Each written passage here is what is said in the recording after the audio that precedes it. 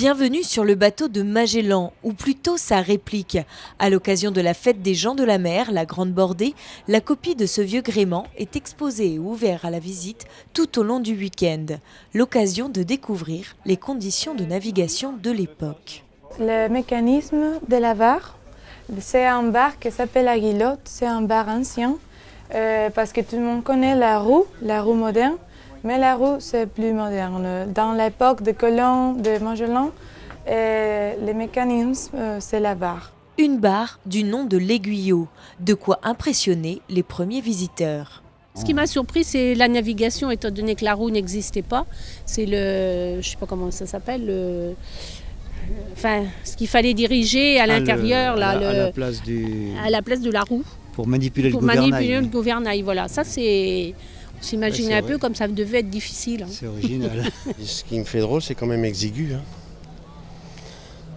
Je vois en bas, partout, moi qui fait un petit peu plus d'1m80, faut que je me baisse un petit peu partout. C'est magnifique. Il fait costaud. On a l'impression qu'il va bien passer tous les océans. Bon, maintenant, à l'époque, c'était la bonne construction, c'est sûr.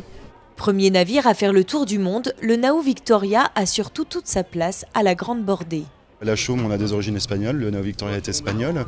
Et puis ce côté pirate très festif, ça correspond très très bien à l'identité maritime de la Grande Bordée. C'est une fête de la mer en fait qui a pris ses origines au départ comme une fête de quartier. Où on accueillait 2000 personnes en 2000 et puis qui a forcément pris de l'ampleur puisqu'on attend 80 000 sur le week-end. C'est une fête où voilà, on préserve la tradition, on met en avant le costume. Il y aura les soirées concerts très festives.